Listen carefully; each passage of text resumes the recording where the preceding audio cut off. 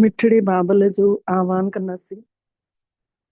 बाबा मिठड़ा अची करे असां आत्माउनि खे भरपूर करे वञूं ऐं महसूस कयूं। बाबा मिठड़ा ब्रह्मा बाबा जे निड़ ते वेही असां ॿारनि खे शक्तिशाली किरणनि सां भरपूर था करनि, पंहिंजे ज्ञान अमृत वचननि सां असांजो जीवन संवारनि था। अॼु जी तारीख़ आहे 5 जुलाई 2025। अॼु परमात्मा पिता ने पंहिंजे आत्माउनि ॿारनि लाइ चवनि था, मिठड़ा ॿार बाबू तव्हांखे पढ़ाए रहिया आहिनि। शिव बाबा असां आत्माउनि खे पढ़ाए रहिया आहिनि। ख़ूबसूरत देवी देवता ठाहिण लाइ पढ़ाइनि बि था, त देवियूं ऐं देवता ठाहिण लाइ ॾियण वारा कीअं ठहूं? परमात्मा जी यादि सां। ख़ूबसूरती जो आधार आहे पवित्रता। सुहिणाइप छा सां ईंदी? जॾहिं मन वचन ऐं कर्म सां असां सुठी सोच रखंदासीं, सुठा कर्म कंदासीं ऐं सुठो हलंदासीं। अॼु जो बाबा प्रश्न पुछनि था, रूहानी क्षमा ते जेके परवाना ॿार फिदा थियण वारा आहिनि, उन्हनि जी निशानी छा हूंदी? भगवान आहे रूहानी क्षमा, जागंदी जोत, अखंड जोत। उन्ही जे मथां कुर्बान वञण वारा उन्हनि ॿारनि जी निशानी छा हूंदी? त बाबा उत्तर ॾियनि था, फिदा थियण वारा परवाना क्षमा जेका आहे जीअं आहे उन्ही खे सही मायने में ॼाणे करे ऐं उन्ही खे यादि कनि था, जेके फिदा थियण वारा आहिनि। फिदा थियण माना परमात्मा जहिड़ो ठहणु। टियों आहे फिदा थियण माना भगवान जी ऊची राजाईअ जो अधिकारी ठही वञणु। भगवान खां बि ऊची राजाईअ जो अधिकारी ठही वञणु मतिलबु फिदा थी वञणु। तन मन धन समय श्वास संकल्प सभु अर्पित परमात्मा खे, तॾहिं चईंदासीं कि मैं फिदा थी विया। गीत आहे, महफ़िल में ॿरी वई क्षमा परवाननि जे लाइ। लही आयो आहे परमात्मा असां आत्माउनि जे लाइ। मिठड़े मिठड़े रूहानी ॿारनि में इहा गीत जी लाइन ॿुधऊं। इहो केरु सम्झाणी ॾे थो? रूहानी बाबो। उहो क्षमा बि आहे। नाला त ढेर खां ढेर रखिया अथऊंसि भगवान जा, ऐं भगवान खे यादि बि ॾाढो कनि था। इहा बि त परमपिता परमात्मा खे यादि करणु थियो न, कि महफ़िल में आयो आहे, क्षमा ठही करे आयो आहे, परवाननि लाइ आयो आहे। परवाना जॾहिं क्षमा खे ॾिसनि था त उन्ही जे मथां शरीर ई छॾे था ॾियनि, फिदा था थी वञनि, सड़ी था वञनि, मतिलबु पूरो बलिहार। केतिरा परवाना अहिड़ा हूंदा आहिनि जेके क्षमा जे मथां प्राण बि ॾेई छॾींदा आहिनि। उन्ही में बि ख़ासि जॾहिं ॾियारी थींदी आहे त बतियूं वधीक ॿरदियूं आहिनि। पोइ नंढड़ा नंढड़ा जीव राति जो ढेर गुज़ारे वेंदा आहिनि, मरी वेंदा आहिनि।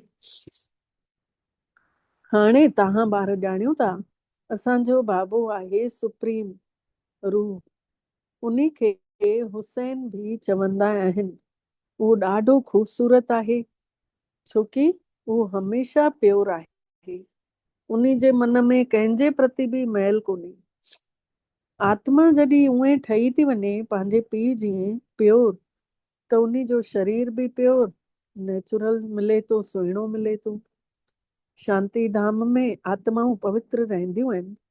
पोइ वरी उहे जॾहिं हिते अचनि थियूं पाठ वॼाइण परम धाम खां, त सतो प्रधान खां सतो थियूं थी वञनि, थोड़ी स्टेज घटि थी थियनि, वरी सतो मां अञा हेठि लहनि थियूं, रजो थियूं थी वञनि, वरी अञा बुरियूं थियूं थी वञनि तमो में।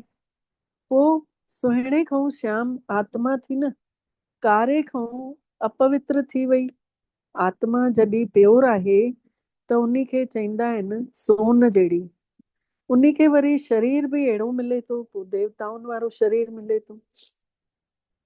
दुनिया बि पुराणी ऐं नई थींदी आहे न, उहो ई हसीन परम पिता परमात्मा जंहिंखे भॻतीअ में सॾु कंदा रहनि था, परमात्मा खे सॾु कंदा रहनि था कि हे शिव बाबा, उहो निराकार परम पिता परमात्मा आयल आहे।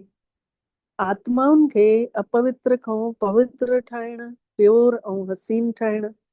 ईअं न कि अॼुकल्ह जेके ॾाढा ख़ूबसूरत आहिनि उन्हनि जी आत्मा पवित्र आहे। बाबा चवनि था ईअं त आहे कोन, जेके ज्यादा सुहिणा आहिनि उन्हनि जी आत्मा पवित्र हूंदी। न, भले शरीर सुहिणो अथनि पर आत्मा त अपवित्र अथनि न। विलायत में ॾिसो केॾा ख़ूबसूरत ठहनि था, ॼाणियूं था न कि हे लक्ष्मी नारायण आहिनि, सतयुगी ख़ूबसूरत। उन्ही महिल त न कोई ब्यूटी पार्लर न कुछ, ऐं सुहिणाइप ॾिसो लक्ष्मी नारायण जी। त हिते ॾिसो नर्क जी ख़ूबसूरती, माण्हू इन्हनि ॻाल्हियुनि खे नथा ॼाणनि पिया। ॿारनि खे ई सम्झायो वञे थो कि हीअ अथव नर्क जी ख़ूबसूरती, जंहिंमें कोई सुहिणाइप ई कोन्हे। असां सभु स्वर्ग जे लाइ नेचुरल सुहिणा ठहूं था। सुख शांति जी दुनिया जे लाइ हाणे असां सभु सुहिणा ठहूं था। 21 जन्मनि जे लाइ अहिड़ा सुहिणा ठही वेंदासीं। हितां जी ख़ूबसूरती त हिकिड़े ई जन्म लाइ अथव। हिते बाबो मिठड़ो आयल अथव। सॼी दुनिया जा माण्हू त छा दुनिया खे बि ख़ूबसूरत ठाहिनि था। सतयुग नयो संसार में हुयासीं ख़ूबसूरत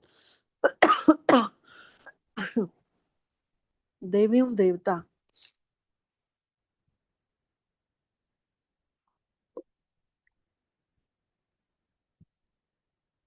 उहो ठहण लाइ हिन महिल तव्हां पढ़ाई पढ़ो था पिया।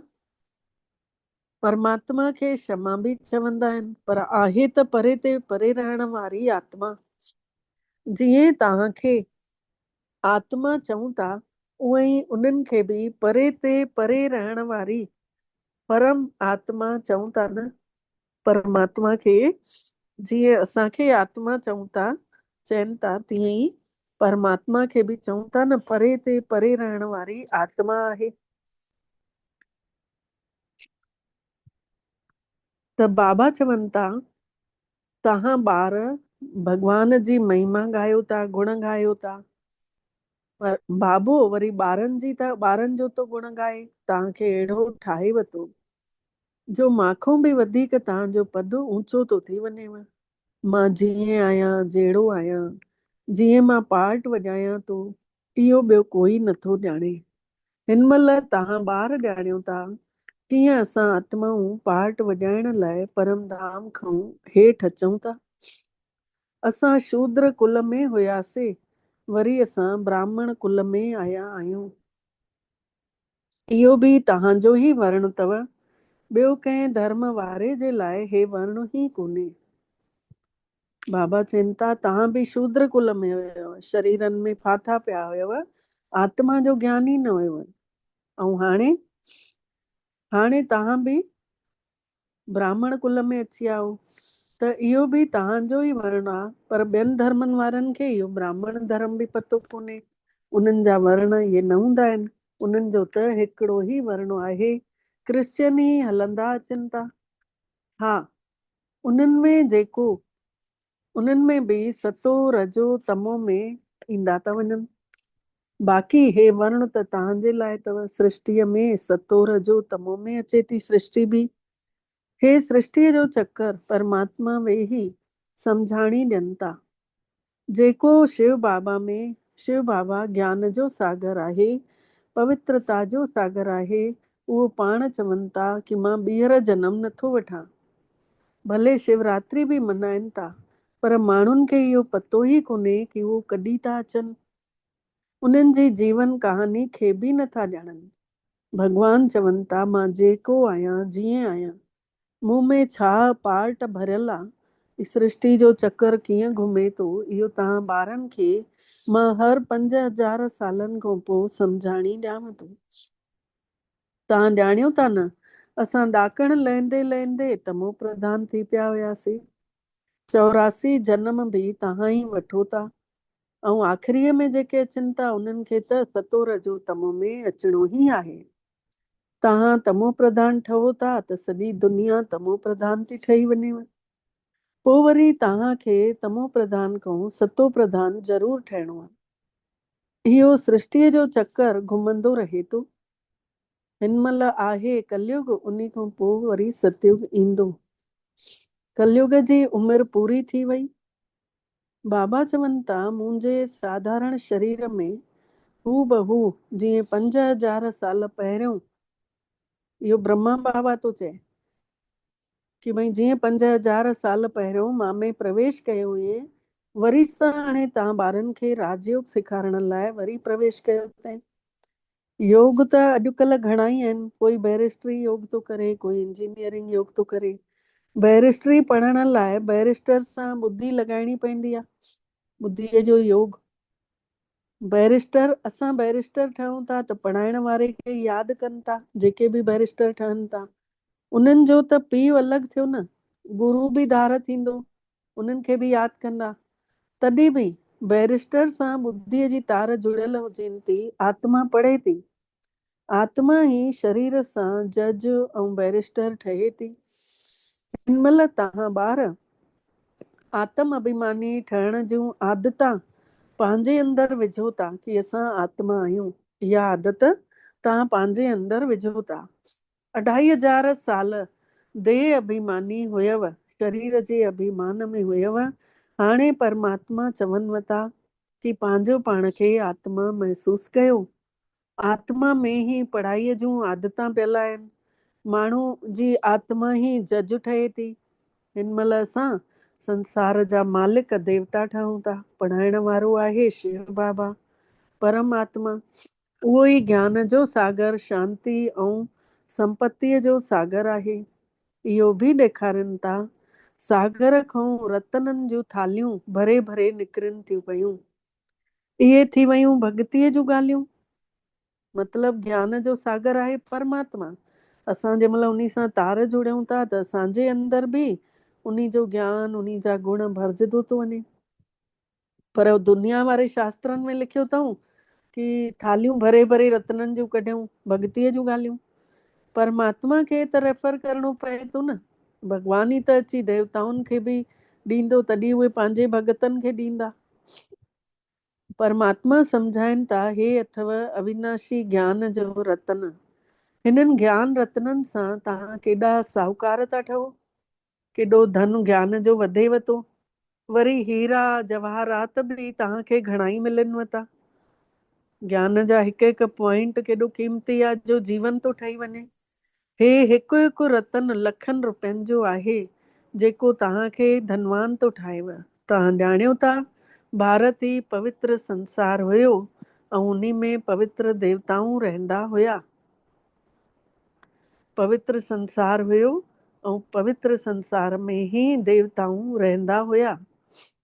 हिन महिल ॾिसो सांवरा ठही पिया आहिनि। आत्माउनि ऐं परमात्मा जो मेलो हले थो पियो। त मेले में आत्मा शरीर में आहे तॾहिं त ॿुधी थी सघे, परमात्मा बि शरीर में अचे थो। आत्माउनि ऐं परमात्मा जो घर शांति जो धाम आहे, परम धाम आहे।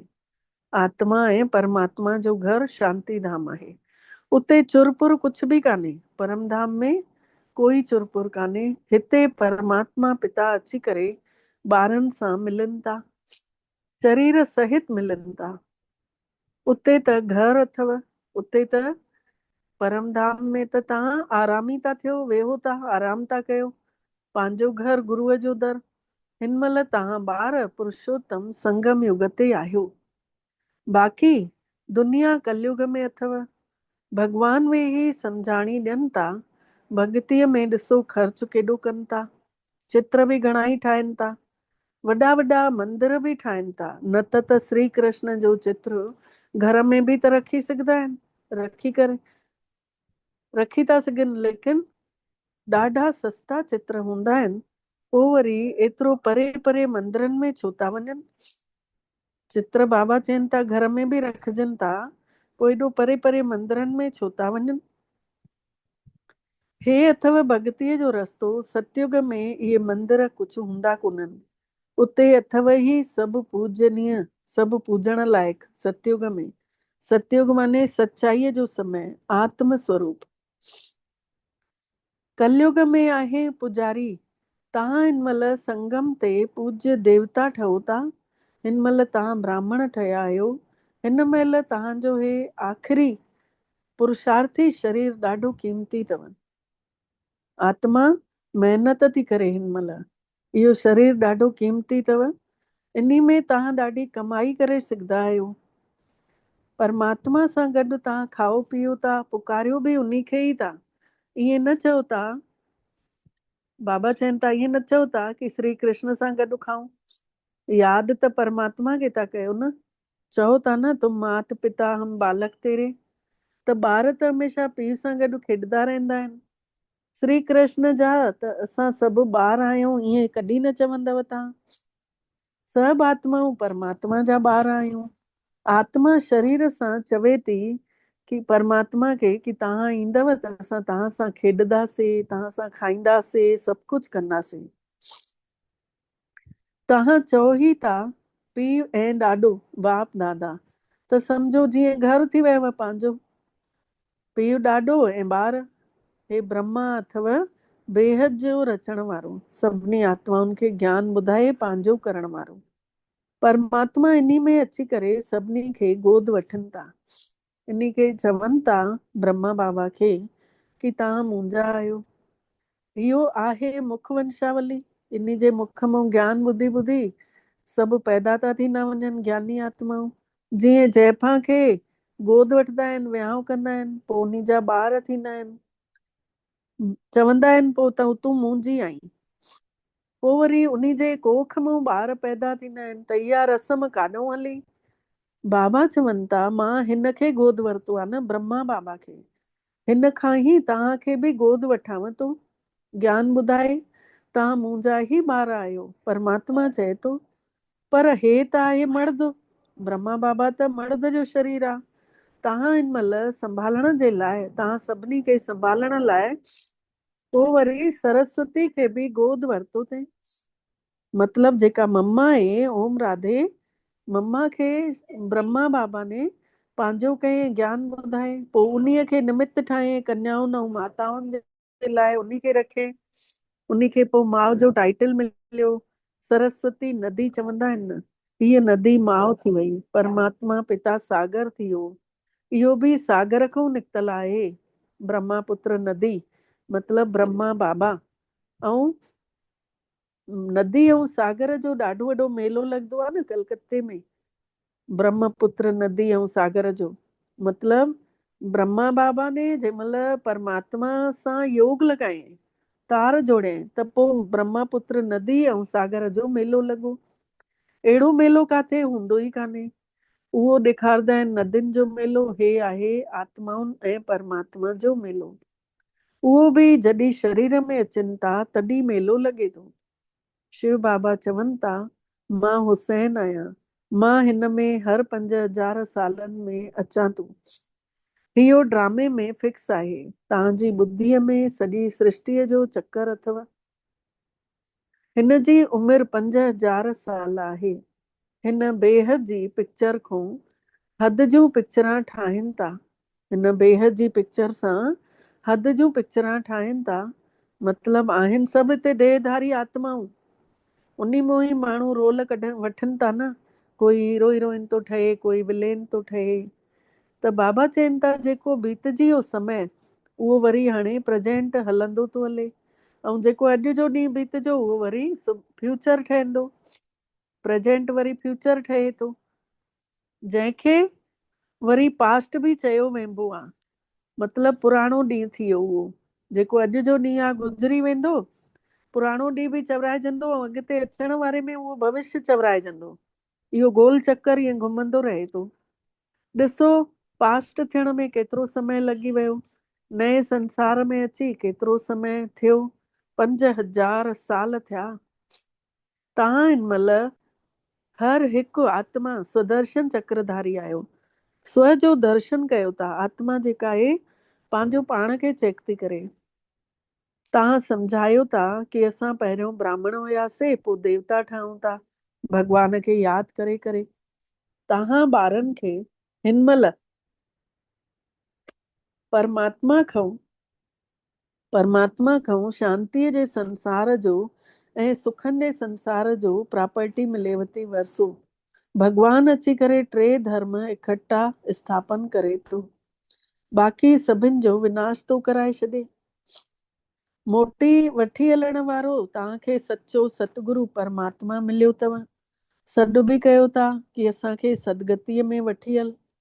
शरीर खे ख़तम कर। हाणे सभु थकिजा आहिनि।